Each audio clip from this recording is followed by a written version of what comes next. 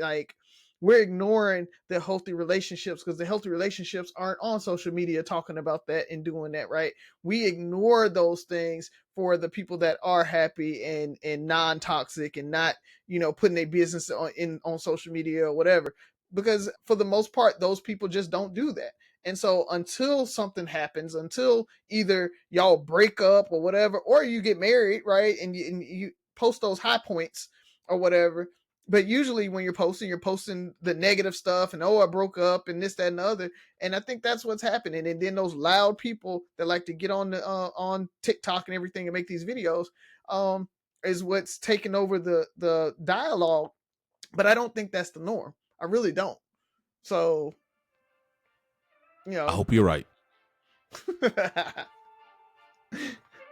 There's a lot more Rising Ferg and buffs out there than I think it is Mike Williams. I'm just saying.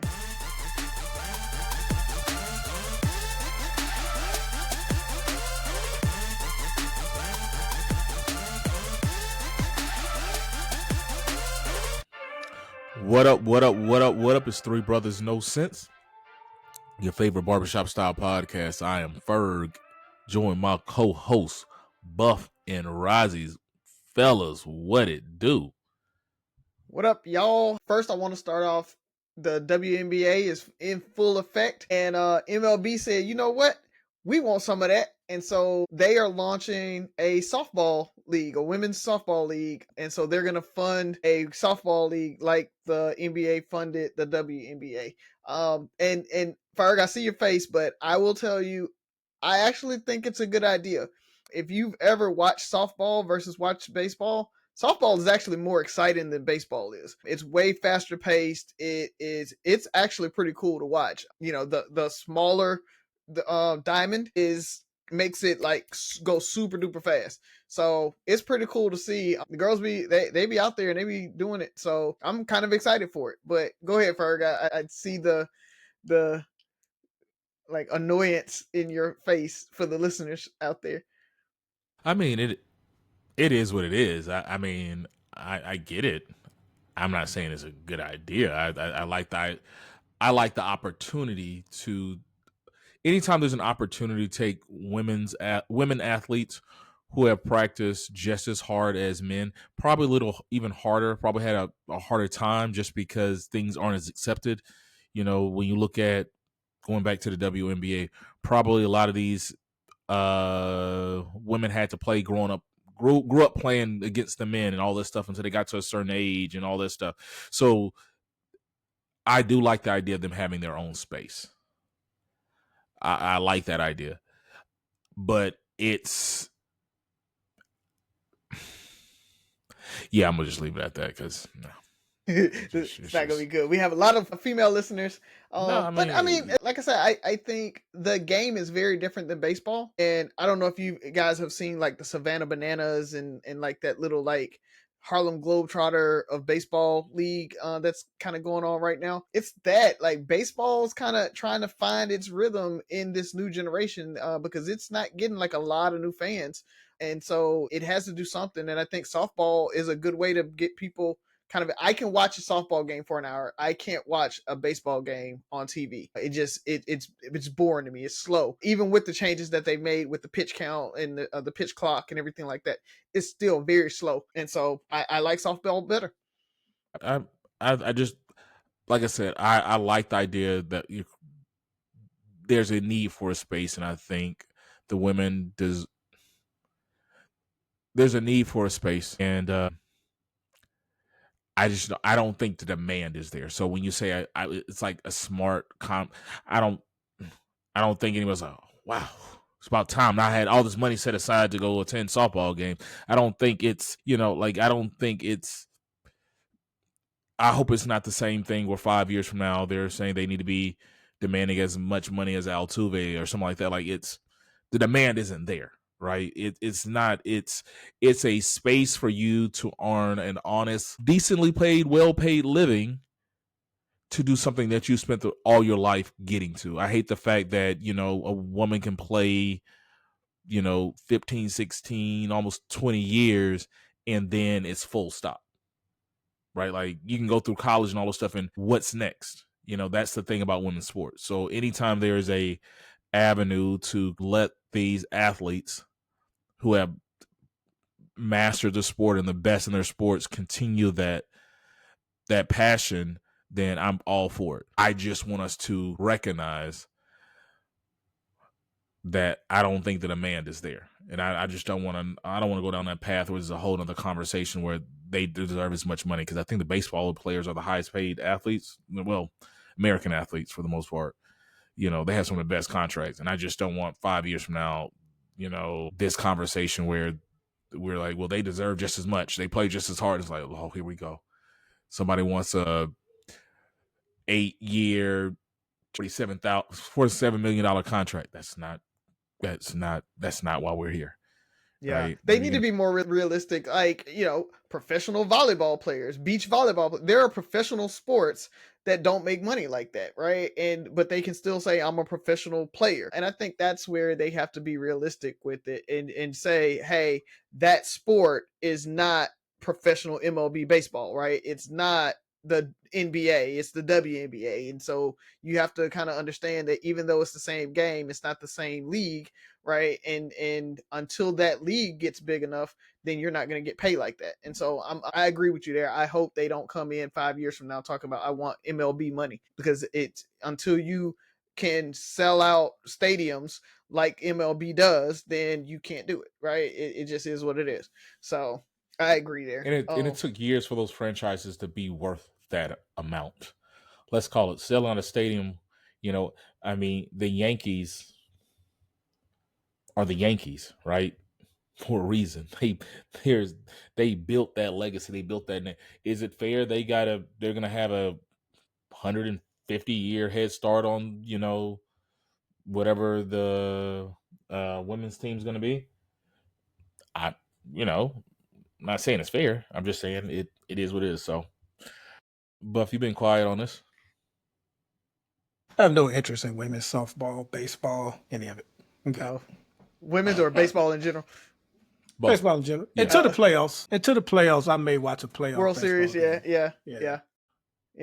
So, and I think that's the thing. Like I said, the demand isn't there, and I think basketball, to a certain extent, the demand isn't there. Most people probably don't watch it as much until the playoffs, unless you have a diehard team.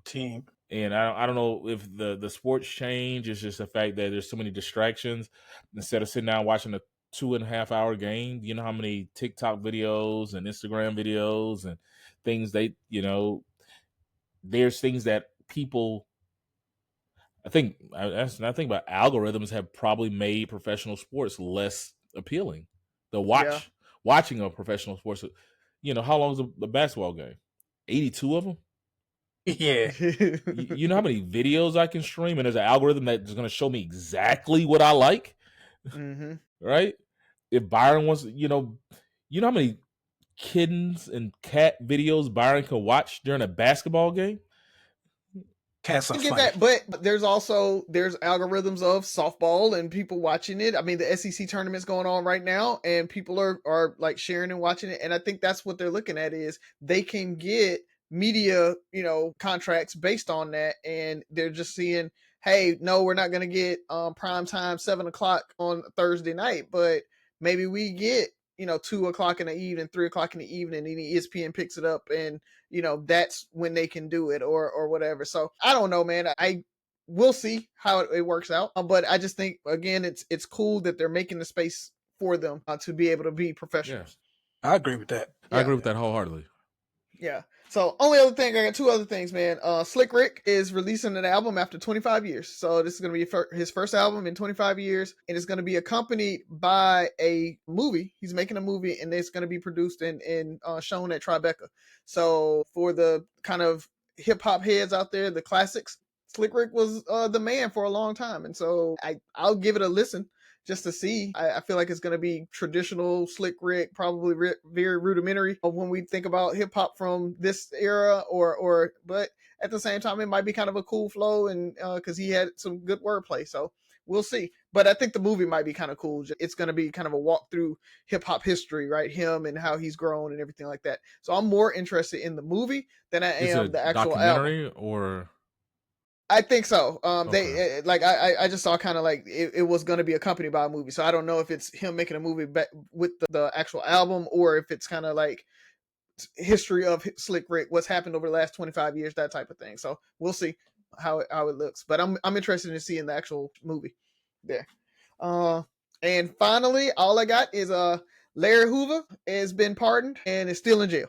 So just want y'all to know that he is still in jail, got another 200 years on his sentence. So y'all jumping for joy that Donald Trump pardoned him, but it does nothing. So, they threw you a bone, and now Cooley made a really, really good point. It's going to be some black people out there that like, see, Trump freed Larry Hoover, because they don't even associate that he's still in jail. They're going to be like, he pardoned him, and so they're going to be like, he free, because they don't actually follow up and actually read the news or anything like that. They got the sound bite, and that's all they needed. So there's going to be 1% of black men that vote for Donald Trump because he freed Larry Hoover. So I hope not, but we're going to let y'all know exactly what happened. So if you listen to Three Brothers No Sense, hopefully you will understand that no, he is not freed. He is pardoned from the federal charges, still has state charges, still in jail. Donald Trump did nothing but tricked y'all. So that's all I got, man. That's all I got. I don't know a lot. He did I don't free know a lot NBA about YoungBoy. Yeah, he did. No. He took him off house arrest because he pardoned him, but he was already out on house arrest. So he really didn't do that there either. I don't know much about Larry Hoover. Was he like, did people think he was innocent? Did he get like an unfair trial? Like, why are so many people rooting for him? Because he started the GDs. So Gangster Disciples. So he started a gang and it got really, really big. But were they like the Black Panthers where they were helping the youth? Or were they just killing them? No. Drugs, gangs, murder. Chicago. A lot of the Chicago from my understanding, a lot of the Chicago culture is kind of based off of that. Like it's so like the guy that started the Crips, I forgot his name. Schwarzenegger wound up going through with his execution. Mm-hmm. I forgot, but a lot of people were like, they wasn't even asking for him to be free. They just wanted him to be taken off death row. And like, I know originally the Crips were created to kind of follow up what the Black Panthers were doing. And then of course they splintered off into the Bloods and became what we know them as a violent gang. With the Gangsters, I'm just trying to see were the Gangster Disciples ever like, was that the beginning of it? It was structure. So it how people idolize Bumpy Johnson and Frank Lucas and all of that, where it's like, hey, they gave turkeys out on Thanksgiving and shit like that. That's really what it was. It was like, hey, what Larry Hoover did have is he had a little bit of a gangster code where like, hey, it's gonna be drugs and killing and all that, but you're not gonna kill grandma, right? Like you're not gonna be killing kids, no drive-bys type thing. So it's like it had it's a Sunday like truce like The Wire. Yeah, like on The Wire. Like it's like that. Like he had structure to it, and it actually when he got locked up is when it kind of got off rails, right? You got the infighting and splintering and all that, but it created a power vacuum there. But ultimately, he still was a really bad guy. I'm sorry. I don't want no smoke with the Gangster Disciples, so I'll be careful. I just don't think I just think there are plenty of wrongly convicted black men in prison to be rooting for and to be excited. And like you say, he's not even getting out.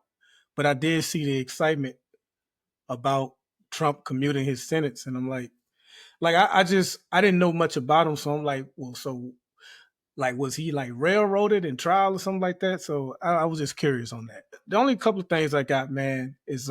But let's not. So the cover up was he also pardoned the Grizzlies, who were like Mm-hmm. So that. Tax evasion. Yeah, they were a reality TV family. Also, a sheriff in Virginia here. In Virginia, who this loser was selling badges to rich people. Yep. So they could get out of tickets. And Byron, I don't want to over. And I think my problem is, we had a deep debate, and I just gave up in our group because I'm like, we kept saying like, black people or some black people are gonna love him for this, and he did something for black people, and I'm still like, what did he do? I meant to comment on that, but I didn't. But I think the people, and I heard both arguments, but I think the people that are celebrating this the most are the people that are not going to even vote anyway. I wanted to say that, but it's or can't vote. yeah, that part too. Yeah. because I'm like, there's so many people or groups that pardon Asada Shakur. Yeah. Mm-hmm. If they would have said Yeah. he gave her full pardon, I'm like, I don't know. That's kind of like, yeah, anybody could have done. Like, it's like, why didn't? Because the question came up, why didn't anybody else do this before him? I was like, because there was never a reason. Mm-hmm. Like, there was no reason. It was like, how many people walk around Free Larry Hoover shirts? It's like that was my question. It's like, why is this a big deal? I think what he did for the current pardon czar, wasn't it Alice Marie Johnson? Stuff like that. That was I can like if give him props on you're that. doing stuff like that, but I feel like there's more to people, and I don't want us to because somebody's black, that anytime you do something for somebody black, we label it as doing it for the culture. The Right. Huey Freeman speech. Yeah. Everybody's not for the culture. Like, every nigga that's locked up is not Nelson Mandela.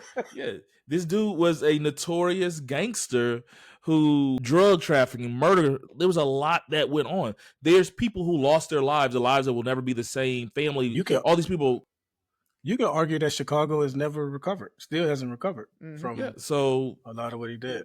That's my thing, is like, and because he represents the streets, or he's connected to the streets, the culture does not equal the streets. But that's a whole nother conversation. So let's go. Mm-hmm. Do want to say, not that it matters, but I just want to put that out there. Black people are not the only ones that do this, because we saw the love John Gotti got. We saw he got it. But the only other things I got, man, is I just think we talk about the Democratic Party a lot. We're going to talk about them again right now. And I'm seeing more and more of them saying that there are certain words they need to stop using, and they need to be more direct and more real, and they need to change their language because it's too elite. And I'm like, y'all sound like Ja Rule. Y'all sound like Ja Rule in the midst of his 50 Cent beef. 50, the biggest criticism 50 had on Ja was that he was singing too much and making poppy songs. And so Ja was like, Murder Inc., we're going to start back making hardcore music. Like you nuke your entire transition when you got to make an announcement about what, like, just do it naturally. Why you got to tell us you're not going to start using certain terms and we're going to change so we can connect to the American people? Do you not realize how analytic that sounds? You know what I mean? So fake. Yeah. It sounds like you're pandering.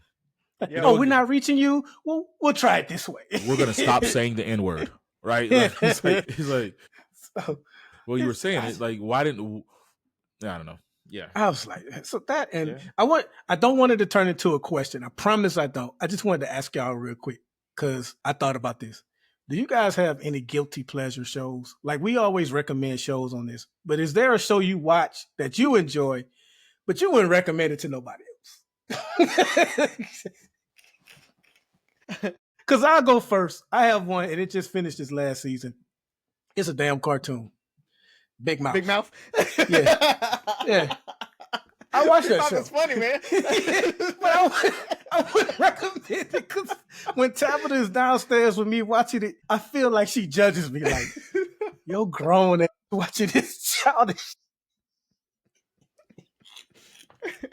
So that's my guilty I gotta think about it. I don't know. I don't watch anything consistent like that. That's cool. That's cool. I just wanted to see, man. I just really wanted to put out there that I watched Big Mouth, man.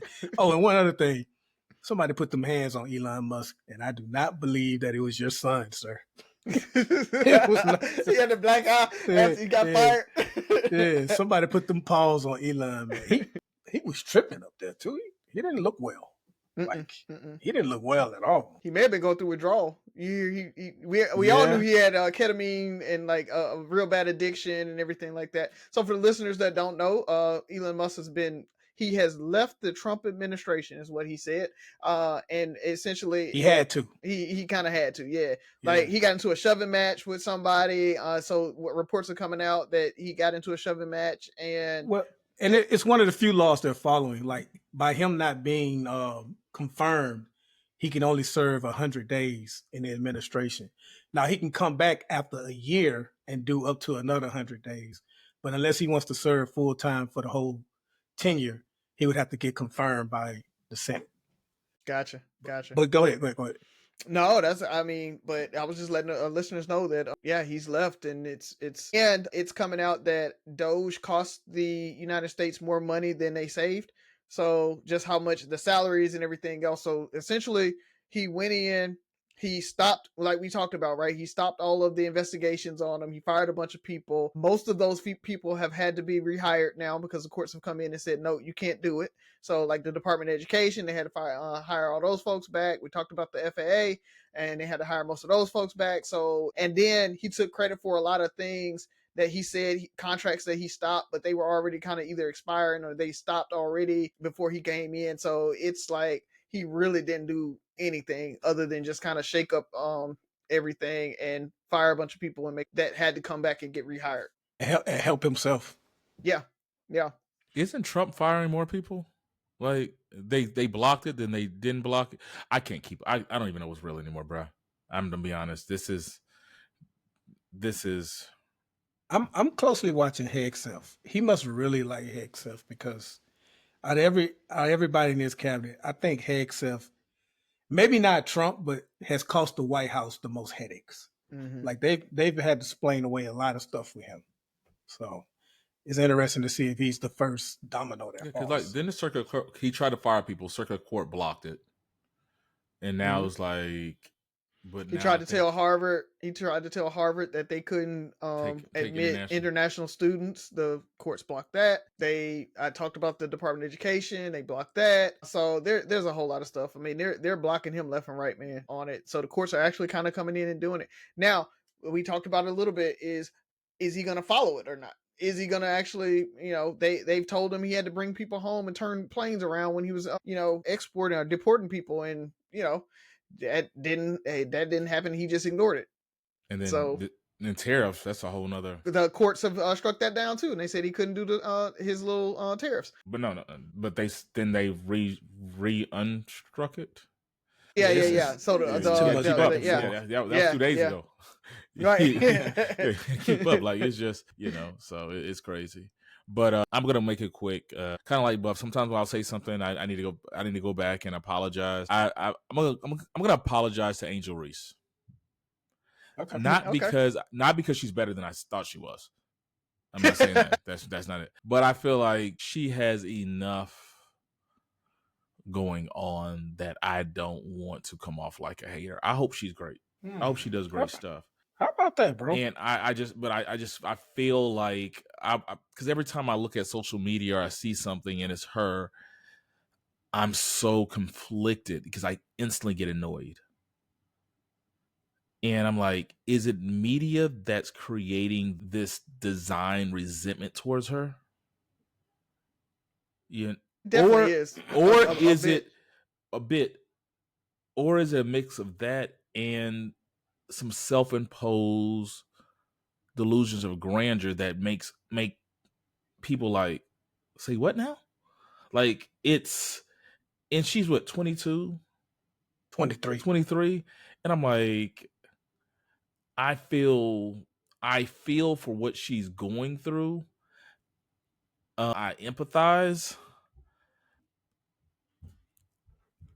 It's hard for me to call her a victim completely, but it's just like that has to be rough at 23, especially in the environment we're living in, where there is a lot of racial slurs, racial comments. There's a lot of unwanted, unnecessary resentment.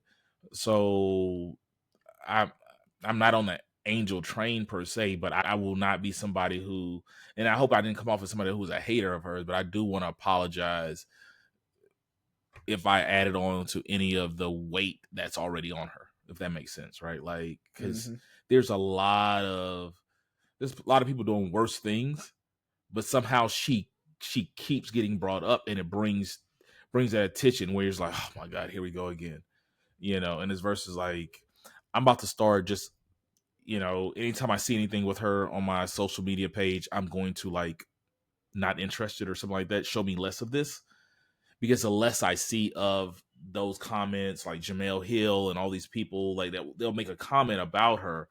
I think somebody said she might be the GOAT by the time she was to the point where I don't even know if some of it's fake news or whatever.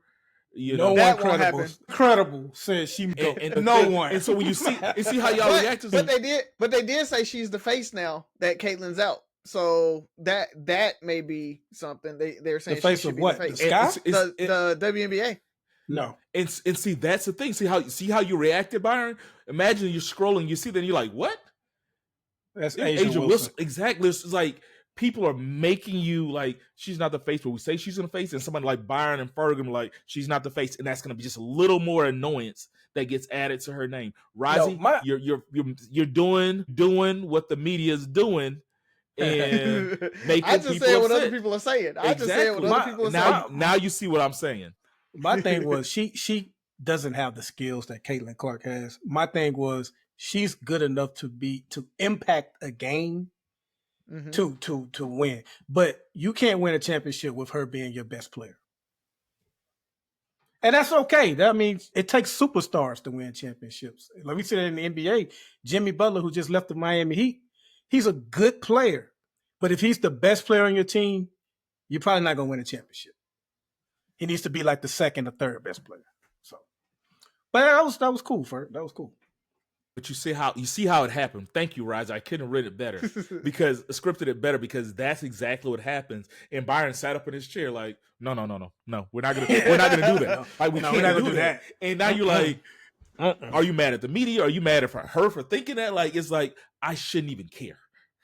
Yeah. Like, I just don't want to care about it. That's sports, though, man. That's why sports is so entertaining and so fun. But there's some things that are debatable. There's some things like the Jordan LeBron debate is debatable. Her potentially being the GOAT or the fate. It's like maybe she's one of the most talked about or researched players or whatever. That's different. But like, there's people who can ball. Right? And so I'm gonna leave it at that. I know that's probably the worst apology ever. Sound like one of my apologies. No, I had to explain because I want to make sure I know what I'm apologizing. I just don't want to add on to that energy that she's receiving. I want her to be great. I want her to have the best career she can have. I want her to develop her skills.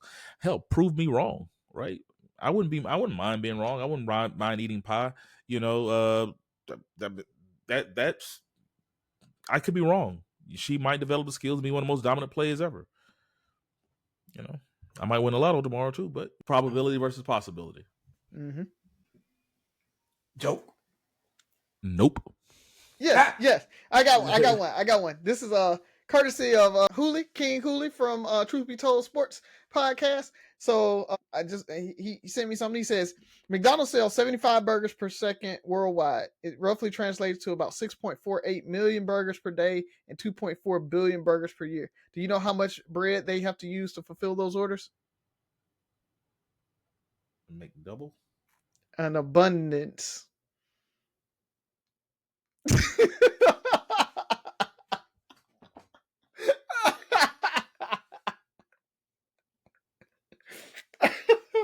That was Mac Horrible. He said I could blame him, but I found it funny. It was hilarious to me. So an abundance. I got it. Of course you find it funny. You are tickled by that. I was. Who didn't get one last week? Was it Roski? I think it was me. Yeah. Okay. I got one. All right. This actually. Okay, I'm gonna preface with this. And actually, the conversation we had earlier kind of revolves around this about helping Black people and all this stuff. And you asked about like the social impact of Larry Hoover and like why he was so popular. And a lot of times, as Black people, we look at our status in America and the challenge we have because of slavery. Like, this too is because of slavery, right? Agreed. Everything goes back to slavery. And then you have people like, well, slavery was 400 years ago. No, it wasn't. But 160 years ago, actually, because we're selling 160 year anniversary of Juneteenth, and that's what actually made me think about this question, because we're celebrating Juneteenth soon. But if we had to take out this to post-slavery, so think about post-slavery, in your opinion, what contemporary issue, policy, or change following the era of slavery do you believe has had the most significant negative impact on the advancement of the Black community? The Reagan administration. I just wanted to take a shot at Reagan. I'm Yeah, why sorry. not? You can't help it. Man, it's So, there's it's quite a desegregation, few, Civil bro. Rights Act, war on drugs, government assistance, war on poverty, rap music. So let me ask you this. Are we talking about an official thing? So because redlining comes to mind, but that's not like an official. No, that's something. No, whatever. Because there's some people like, man, we ain't been the same since rap music. It's spoiled our like. It's people who believe certain things. What is it? What would you think? It was like, it's so many. Roger, you got one right away? I do actually. Go for it. It is, and you kind of hit the head on the nail on the head with Ronald Reagan, but it was the tax cuts. So when Republicans decided to start cutting taxes, and that happened around Reagan time, a little bit before him, they did it a little bit, and then he really started chopping it. But when we were in the, I want to say 60s, 70s, late 60s, early 70s, we were at the top tax bracket was like 70, 72% or something like that. And people were like, oh, they were taking 70% of your money. I was like, you had to make like over $3 million or $4 million back then to be in that tax bracket. But that was what created, between World War II and that time period, we had the biggest growth of the middle class ever in history, right? People could actually work a job and advance to make money and wealth, right? So you could retire healthily, pass some money on to your children. You were able to work a regular job and move up the kind of social ladder, the economic ladder, right? You could work your way out of poverty. They talk about, people working their way through college and doing part-time in the summer and being able to pay for college in the fall and winter or in spring, that type of thing. Between World War II, post World War II, and going into the late 60s, we had this huge economic growth.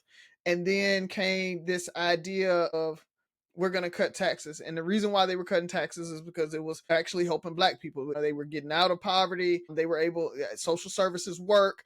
People were able to retire at a certain age. They didn't have to work forever. So Social Security was working really, really well. You had people working a regular job and being able to retire, drive a nice fancy car or whatever, have a nice home, and live a regular life. And when we started cutting taxes, the social safety net started going away. And not only were we cutting taxes, then we stopped increasing the minimum wage. You saw, so people weren't able to, the inflation was happening. People's wages weren't keeping up with what was happening on inflation. And so you see this kind of striation of poverty, and people can't get out. And so it's very, very difficult to get out of poverty. And you talk about Black people, right? We make up a large proportion of Black people live in poverty because of slavery. So you say, take that out, right? But we start there, right? So when you talk about a large portion of the Black people are already in poverty, and then you take away this opportunity and this way for people to move their way out of poverty, it kills any other open mobility, any other, oh, I want to get education, oh, I want to do this, I want to do that. You just can't do it. And so cutting those taxes like that stripped away all that opportunity there, because by doing that, now you're not raising minimum wage, you're not giving people Social Security, you don't want to do universal health care. You see our roads are getting worse and worse, and so now, because you're lowering these taxes, you got to make choices on who gets the new road, who gets the good, power grid, who gets everything. And so now what's going to happen? It's going to go to those nicer areas, the people that have power, the people that are connected. And so the money has to get spread thinner. And so you get more and more of this poverty kind of snowballing on itself. So Cutting taxes, man. That's the thing that just kind of killed it.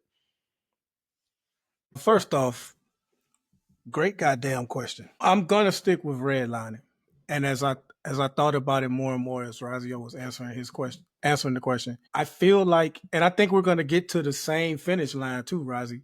But I feel like redlining can be pointed to as the nucleus. Explain redlining, Buff. Make sure everybody understands. By the way, so redlining is when financial institutions pretty much deny Black people loans for houses that they qualify for. They qualify for it, but for no other reason than being Black, and I guess even maybe gay. I guess they did it to gay people too, even way back then. Mm-hmm. But women, yeah. But we're specifically talking about us right now. You know, they denied home ownership, and they pretty much, the reason why I call it the nucleus, man, is because it helps keep track of, you know, putting us in a certain neighborhood and keeping us away from other certain neighborhoods. And as Razio spoke in his answer, poverty breeds crime. Poverty breeds crime, and we know that we always hear property is like the number one way to build wealth in this country. Hell, we talk about this too is because of slavery. Hell, I know it's easy to think that every white person owned slaves, but it really was the property, the people that had the money that owned slaves, and slaves were their property. So property has always been important in this country, whereas a home or whether it was people, property has always been a very, like a weapon damn near in this country. So if you're able to build the wealth that you're able to build as a white person, you're going to have a leg up on everything. And if you're a Black person, you haven't had that same opportunity to build the wealth, we're going to have a higher percentage of lower income Black people. And as that crime breeds, to me, it just spreads out and allows everything else to take place. It allows the incarceration rate to go up among us. It allows us to turn to drugs and be strung out on that. It allows us to create fatherless homes, crime and everything like that, to where businesses don't even want to come in your neighborhood. So I think redlining and keeping us away from that same access to wealth that a lot of white people had has really damaged us. I hate to say just as much as slavery, because nothing is worse than slavery. But like you say, post-slavery, I think that may be the number one thing, because all the other things it allowed to do, like our schools in these neighborhoods ain't worth a damn.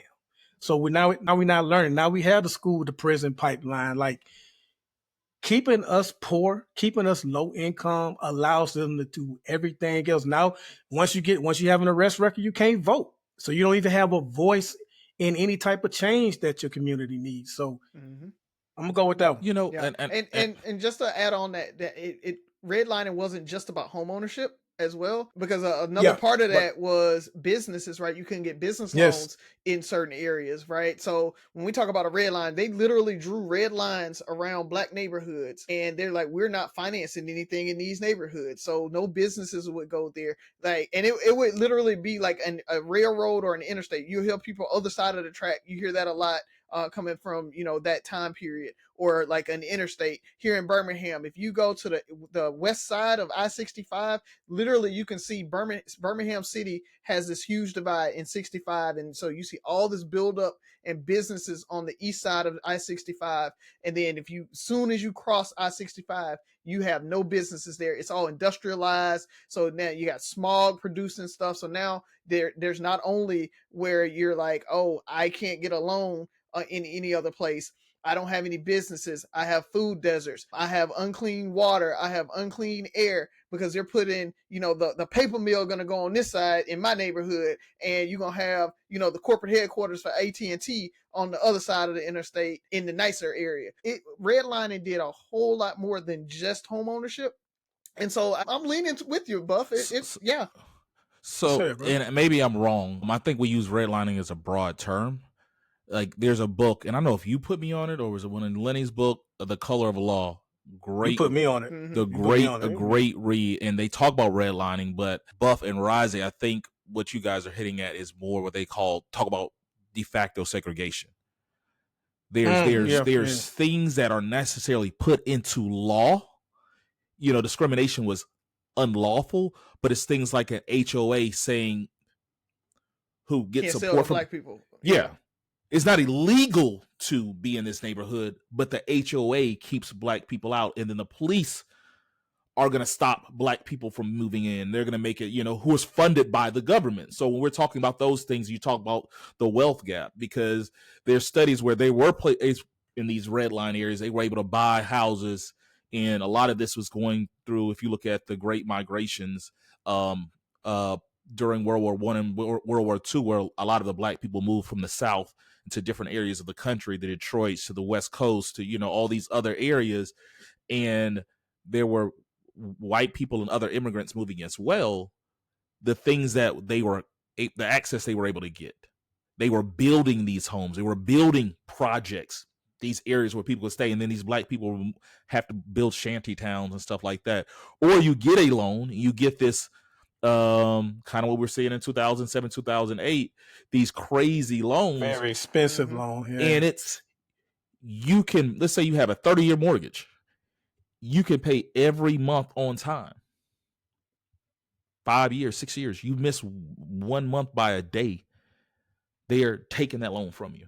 There's nothing to stop it. Like they're giving you these crazy, and the banks and stuff were doing that. People were coming home from these wars, and the soldiers weren't qualifying for these VA loans, or they made it hard for them to get these VA loans. So when you look at the houses they were able to get in the areas they were able to get, where I think when I read the book, it was saying these houses that might have been bought for, call it $20,000 today, are worth $70,000 in these black neighborhoods. Mm-hmm. And then the houses that were bought at the same cost in these other neighborhoods are worth $250,000, $500,000, or millions of dollars. And so that wealth gap, they did everything, but the wealth gap, because of the areas and stuff, like, so de facto segregation is a huge thing, and is one of the things they're looking at. And one of the points when they're talking about reparations is there's some people who use that as another talking point. Don't take slavery off the table, but outside of slavery, the U.S. government has done so much to allow black people to stay behind or turn their head to what was going on, Right. Which is why the Supreme Court, and this slap in the face of saying affirmative action is over, and it's been there long enough, and so you now you just got to get it how you live type thing, because it's illegal DEI, as Trump calls it, because they want to help us. Yeah. So for me, I love your points. I think Razi, I'm gonna kind of go around the same time period. I think about LBJ, who I just can't talk enough about him. In his Great Society and his war on poverty, because I think if I had to say the thing that put us behind the most is we've overcome so much. I dare say we were on the path to overcome the setbacks from slavery. I think when some of these principles that help dismantle the black nuclear family set us back. It's so hard and when we talk about like the war on poverty and these things that it made it almost beneficial for women to raise kids in a house by themselves because of the government assistance and stuff they got. The jobs were hard. It's just like we lost the need, the desire to keep that nuclear family, because we even talked about it on the show, like, do people need to get married anymore? Does it make sense? And yada yada yada. And it's kind of like we saw some success when we were together, when we were, where could we be today if we still had those people in the house together? You had two parents and two people working, and I think they've dismantled that. And the further we get away, because now it's at a point where people don't want to get married at all. Like it's a generation from now, what is a marriage rate going to look like in a black family? And they tell you, like, during slavery, like our marriage rate drastically declined, I think, starting in the late 1960s. I think double-digit decline. Like, no matter what was going on, we stayed married. Papa was coming home. Like they were trying to make it work. Now he might have had another family down the street, but he was coming home to try to make something work. He was committed, or a lot of times his wife was committed to raising that family and creating a better life. And when you have two people working together, I think you increase the chances of success. And I think there was a lot of things when you look at some of the programs, LBJ, and the war on poverty, and the some of the housing allotments and things like that. What I'll say though is marriage rates are going up. And that's one thing. And two is the reason why was because of civil rights, right? The Civil Rights Act of 1964 allowed women and to be able to go out and not only get jobs, but to go get loans and get home loans and be able to kind of live on their own, so that they didn't have to stay with Pop as he was out there cheating. And so I think what's happening is that generation is dying off of guys who felt like I could have that outside woman, or I could do that. And so the people that are getting married actually are staying married, for one. And now we're starting to see that shift where people are going to get back. So I think marriage rates are going to go back up. Or they're going to go. They're going back up. So I think they're going to get back to a stable. And I think that we're going to see less divorces, because people are going to go into marriage wanting to be in a marriage, and instead of them because society tells them to, or I have no choice because I can't go get a loan, I can't go get a house type thing. So I think we're going to see a rise of both of those. Yeah, and I thought about Ferg's answer too, and I just feel like, again, if you keep that group of people, if you deny access, even if they're a married couple, if you deny access to them and keep them away from that wealth, and they fall into the lower income or poverty, then something like welfare that encourages a woman to not have a man in the house, that is more enticing, because she needs that money. But yeah, I definitely thought about that one too. Like, we need families back together, because I mean, we survived slavery together. Like, I look at that, like, during our worst, what most people agree was the worst part of modern Black history, and I don't know, was slavery. But there was this desire to get married and fight this good fight together. Even though marriage was illegal, right? Slave marriage was technically illegal, or not recognized, depending on whatever, however you want to put it. But there was this desire, this want, this need. And I think we haven't been the same since that, because we're fighting so many battles we're fighting so many battles on the outside, and I hope you're right, Razi, and I hope I'm wrong on this, but it just seems like the dating, there's pee in the dating pool. It seems like everybody is so discouraged about the dating pool and the state of dating and marriage and all that stuff. And stop waiting till you're 35 and 40 to try to get married, ladies. It'll be less pee. Hey, it's men too. Men are getting married later too, Razi. Don't make this a sex thing. I felt sorry for the people who got tricked, right? Like, to the point where we've been told this thing, we're sold this dream that we don't need each other or whatever. And it's like, and maybe that's, marriage isn't for everybody. There's never been 100% marriage rate. But I think we still have so many challenges on the outside we're facing. The more internal fighting, the worse we're going to be. Like, if we can't come together at all, it's almost, I dare say, like, we're slowly becoming each other's worst enemy. Right? I feel. I don't think so. That's a different question. I mean, we can go into it if we want to, but I don't think that we're becoming. Buff talks about the gender Olympics or whatever it is and all of that. Gender wars, and like I think that's out there, but I do think that's social media, and I don't think that's the majority. So. And that's, I think, when we talk about don't let social media trick you, I think that's what's happening. Like, we're ignoring the healthy relationships, because the healthy relationships aren't on social media talking about that and doing that, right? We ignore those things for the people that are happy and non-toxic and not, putting their business on social media or whatever. Because for the most part, those people just don't do that. And so until something happens, until either y'all break up or whatever, or you get married, right, and you post those high points or whatever. But usually when you're posting the negative stuff and, oh, I broke up and this, that, and the other.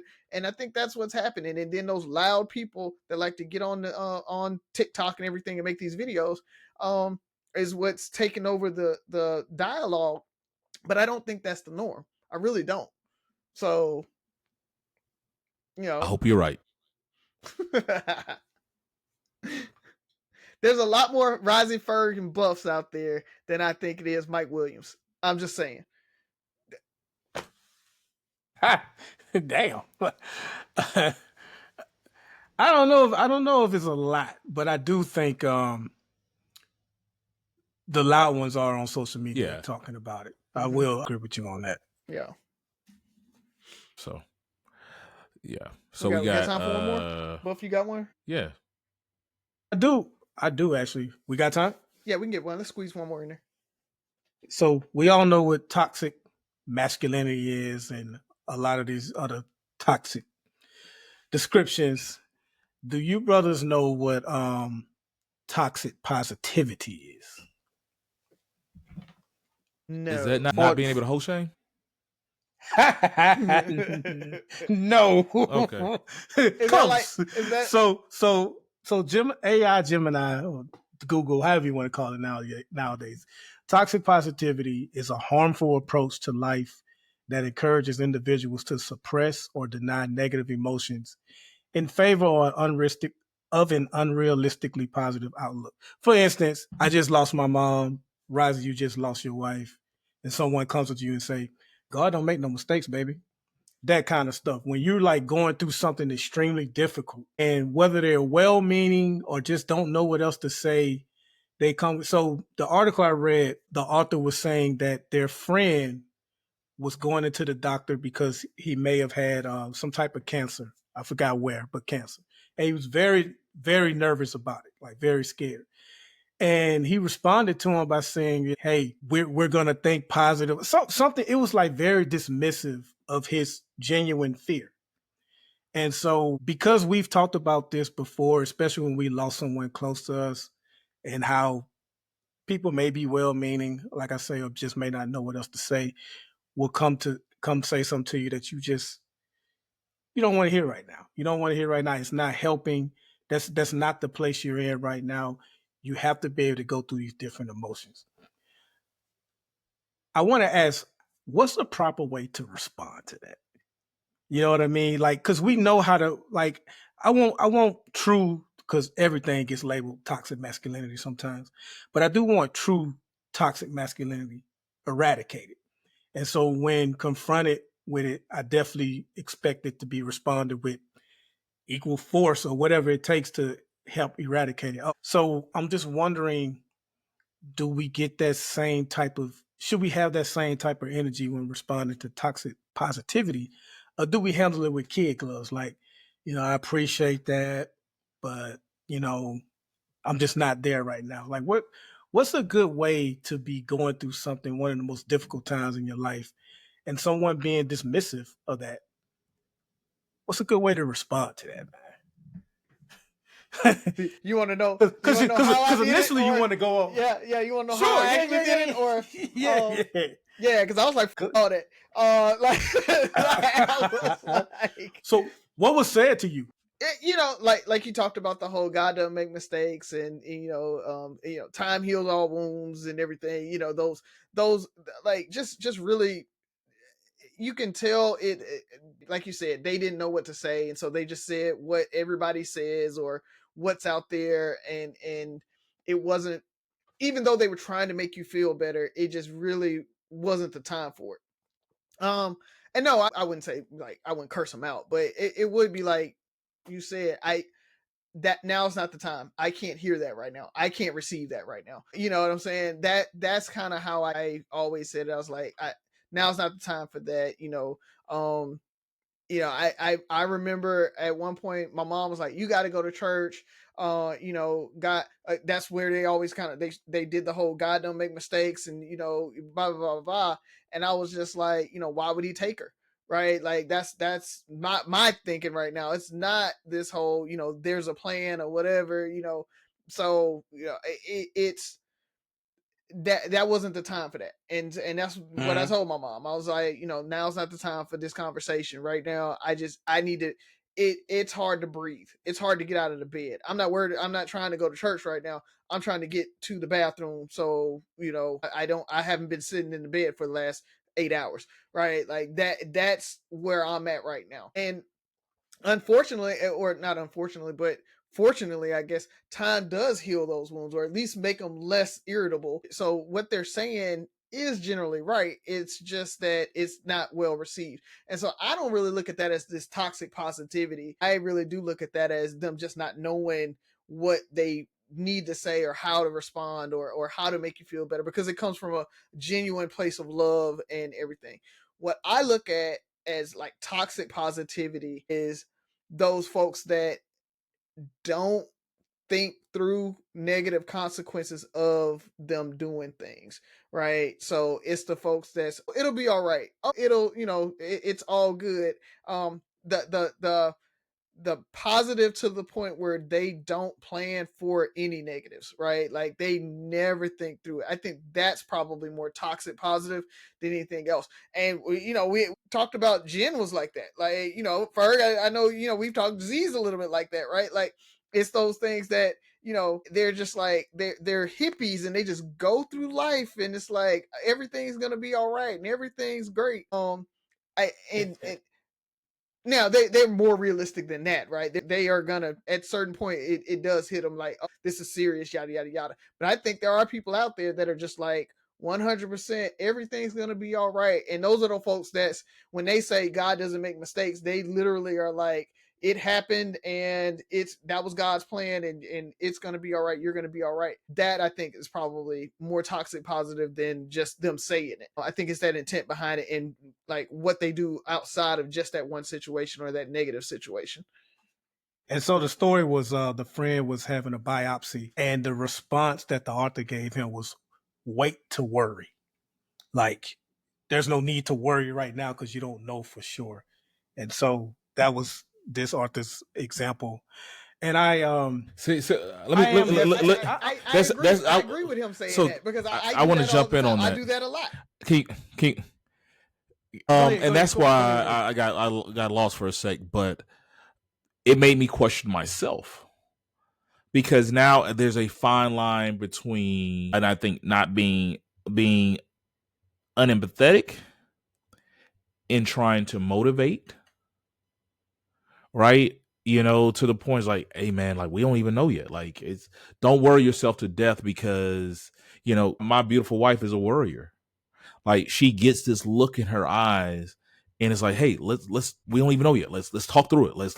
Let's like, and I don't want to dismiss your feelings, but we have a conversation sometimes like I have to protect you from yourself. Like before you go down this rabbit hole of emotions, let's get all the facts and all the details and stuff like that. I understand. I'm not telling you don't worry, be happy. Like I think that is the extreme, but it's like, hey, let's not stress ourselves out yet. Like I think there's that's like, hey, let's just stay in the middle. That's Leo, and I don't know, and I think that's probably the same thing. Toxic positivity is probably another thing that women came up with about men, because it sounds like how men think. Logical thinking versus emotional toxic thinking, positivity right? is kissing cousin to just being logical. Now I think we, like Raji said, there's some things that we're almost on autopilot to say, well, God, don't make no mistakes. Everything happens for a reason. Well, explain that to me. Come on, explain to me why this. Help me understand. It's, well, you don't understand now. No, just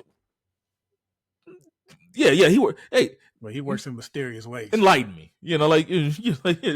And so I think we have to be careful with your understanding. Like when you say you lost your wife, you lost your mom. It's like, hey man, I'm here for you. Like you're. It's nothing to think about. That happened. That is real. Now I'm hey Rise, we got to get up, man. We got to keep going. You know, like I know I can only imagine what you're going through, man. But we got to get the kid. What do you need from like? I'm gonna motivate you because part of me, like as your best friend, or you know, like, and another life goes on type thing. But it's kind of like life does go on. Like we gotta keep on trucking. Like we got to keep on moving. And how do you maneuver that? Like I don't have to say, you know, God works in mysterious ways.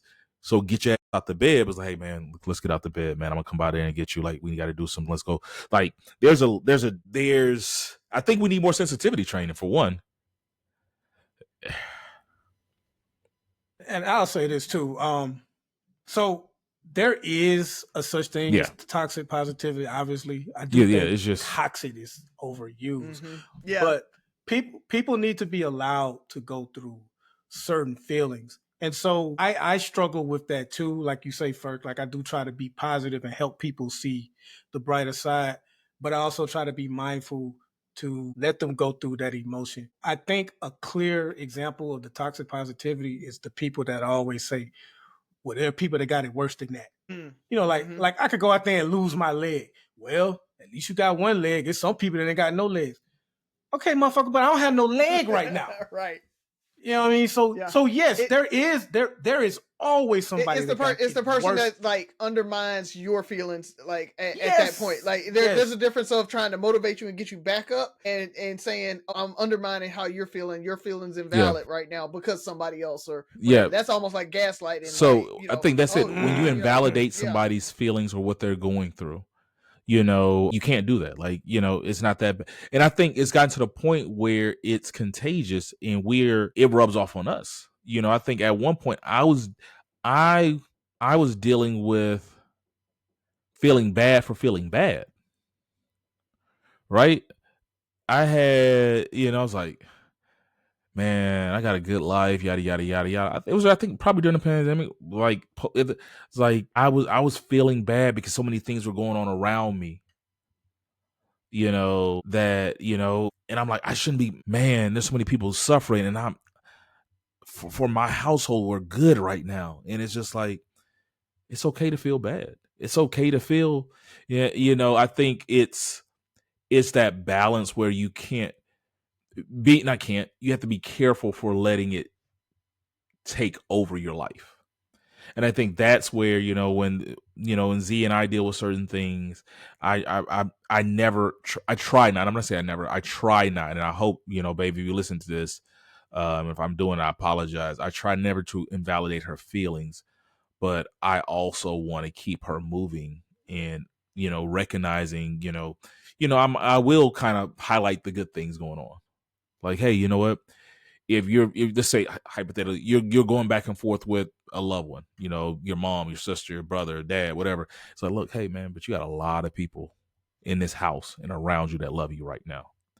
That doesn't stop the relationship that you want with your dad from being hurtful, right? Like feel that, but I don't, you know, I'm going to try to encourage you not to sit in that too long, because you're going to miss out on the love that, you know, that you have with your son or your daughter and your husband and your mom and your, you know, like other people. And I think we need sensitivity training, you know, and like you said, everybody's not trained, right? That everybody's not a therapist, right? They can't get you out and talk you out of it. And I think that's what happens. A lot of people are trying to talk you out and be your therapist instead of just empathizing and saying, what do you need from me? I can help you. You know, I know it hurts, or I can empathize. I can only imagine what it feels like, but you know, I'm here for you, right? And that, I think that more than anything else can help.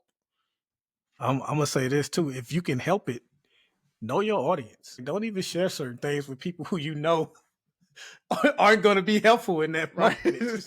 Like you might as well just keep it to yourself or whatever. You know, so just talk to you. Yeah, I mean, it's tough. I think we have to recognize those things, that we're not all equipped. I'm very big on saying recognize what you're equipped to do. You know, I think sometimes we think, if you love me enough, you can help me through this. You know, we just, you know, you should be able to talk to your wife, your husband, your mom, your dad, or whoever about anything. And it's like, they don't know. and it can become more problematic because their goal, and as men, I'll speak for myself, I'm guilty. I never want my wife to hurt. I never want her to hurt. I never want my kids to hurt. When I see them hurt, it hurts me like in my soul. And I'm not doing it to fix me. It's like, what can I do to save them from this hurt? Is there a speech? Is there a button? Is there something I can give them? Can I redirect this? I don't want you sitting in that feeling of grief or remorse or whatever. I understand it's there, but it's like, hey, let's go for a walk. Let's go this. And it's maybe they want to sit in a room and listen to Alanis Morissette and with the lights off and all that stuff, It helps them process, right? And just because that's not how you process that, it might help them process it. What's healthy? I think that's the thing. What's healthy and unhealthy? Because you have some people who will do that for a month, a week. Like it's. Yeah, I was gonna say the length of time they do it probably. And then sometimes you might know that person better than they know themselves, because once they go down that rabbit hole, it's hard to bring them out. So it's like if she gets here or he gets here, ooh Lord, Rising go sit in for a week. Dog, give me a week. I'm good after that. Buff might be a day, but you give a Buff a week. Buff gonna be sitting there doing emo songs, writing poetry, black fingernails. Like we don't know, right? Like, what does it take? Yeah, good question. Let's go ahead, Rising. The only thing I got, man, is we don't have to sue for everything. We do not have to sue for everything. There is some Georgia parents that are suing some homeowners because they shot the parents' teenager, and the teenagers, it was 3 of them. They were masked. They were breaking in the house. They broke in the house, entered the house. And they broke in the house. Yeah, entered the house. Did they have weapons, Rozzy? Got shot. Yeah, they had weapons too. They fired first. Homeowner shot back, killed one of them, and now the parents want to sue the homeowners. One died on the spot. The other 2 died in the hospital. Yeah. Good aim. Yeah. And so the parents are trying to sue the homeowner. Like I said, you don't have to sue for everything. And I hope that judge throws that shit out and says your kid shouldn't have been breaking in that house. And so that's all I got, man. I just want folks to know that we get on cops for shooting people all the time and homeowners and these wild folks that's out there. But you break into my house and you get shot, such is life. Because I'm shooting to kill you. I'm just let you know that now. So that whole you could have shot him in the leg or whatever. Look, I was taught send a mask. That's what I'm shooting at. So it is what it is. They should counter sue. Yeah. Yeah, defamation. It's on video. I mean, they kicked in the door type thing. It wasn't like it wasn't we snuck through a window, dude happened to me. It's kick in the door, and you see them all. You see all 3 running out. One died on the spot in the parking lot. The other 2 died at the hospital. And then they said only one person was armed, and I think they found 2 guns outside at the end of the day. All right, quick sports update before I get into my closing. The Sky on a 2-game winning streak. Mm-hmm. They just beat the Dallas Wings. Yep. And looks like, unless something changes with 4 minutes left, that the Pacers may be going to the NBA Finals to face the Oklahoma City Thunder. All I got, man, is, speaking of suing, Rozzy, Morgan Armstrong, who attends Tennessee Christian Prep, had to sue because she was barred from graduating or attending any graduation ceremonies or even getting her diploma because she posted on, I believe, Facebook, but I don't think kids use Facebook. So it's kind of surprising if she did use Facebook. We'll just say social media. She posted on social media, said cat's out the bag, and shows her kissing another young lady. So she says she's been punished for coming out as gay. And so the school has now had to say, no, she's going to get her diploma. Don't worry. But they did originally give her a letter saying she was suspended and all that. And they cited a private message that she sent her friends. So she needs to check her friend circle because one of them leaked this. Mm-hmm. But she's told them, hey, go like my posts. I need comments because I'm afraid of the crazy MF and Trump voters that may comment on my, it was Facebook, matter of fact, on my Facebook post. And so they said they were suspending her for that.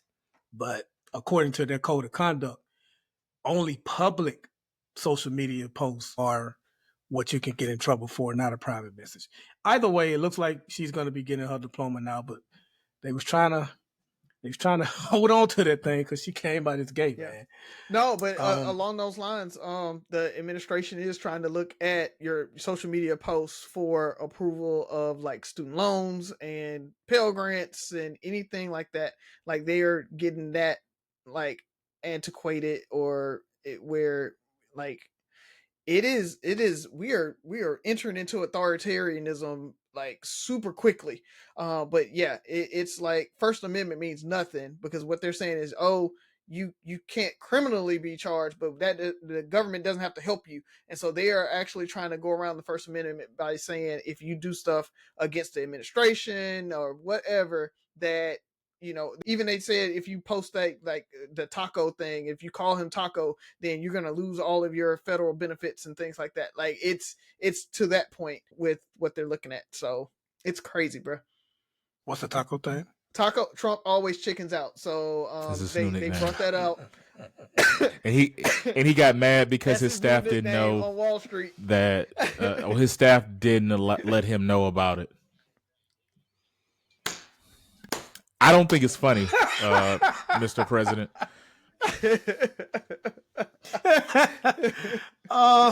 Sticking with schools, man. Oklahoma is on its way to changing its social studies curriculum to where I believe high school kids will learn about the 2020 election and will have to identify discrepancies in said election and pretty much why Trump not lost, but had it stolen from him. So that is the curriculum that is brought forth in the state of Oklahoma. So we will have a group of kids that will be learning in school that the 2020 election was rigged. Amazing. Mm-hmm. And last but not least, man, speaking of this administration, Tory Lanez fans, y'all are like MAGA, man. y'all are seriously like, we were told over a week ago that there's new evidence from a Ring camera yet to be released. Why it wasn't released during the court trial, I don't know. Y'all saying he got locked up because Jay-Z's influence and Rock Nation rigged the court system or whatever like that. Meg's line, all this kind of stuff. I've never listened to a Tory Lanez song. His music can't be that fire. The way y'all ride for him, like maybe he is good because I've never listened. I don't know if he's whack or good. It can't be that fire. The way y'all ride for this man, it's like it's crazy, man. Y'all remind me of MAGA. So I know people were going hard on Drake fans during the whole Kendrick Lamar beef and saying Drake fans are a bunch of stans and all that stuff. Nah, Tory Lanez got everybody hands down right now, bro. Tory Lanez, like it's crazy, man. But that's all I got. Well, I'm kind of sticking with the student things. It's funny that you were all talking about it. And I've heard this multiple places, and I think it was a high school in New Orleans, where they're not allowing students to get their diplomas when they show their tail on stage during graduation, and families. And I think it was in New Orleans or someplace where they were actually escorting family members out when they're like, hold your applause, no air horn and all that stuff. And I kind of have mixed emotions on that with the parents and stuff, but the students, I'm like, you always go to the comments, and it's kind of like, let the kids celebrate, let the kids do what they want to do, And I'm like, for me, it's at what point are we teaching accountability? If these are the rules, these are the rules.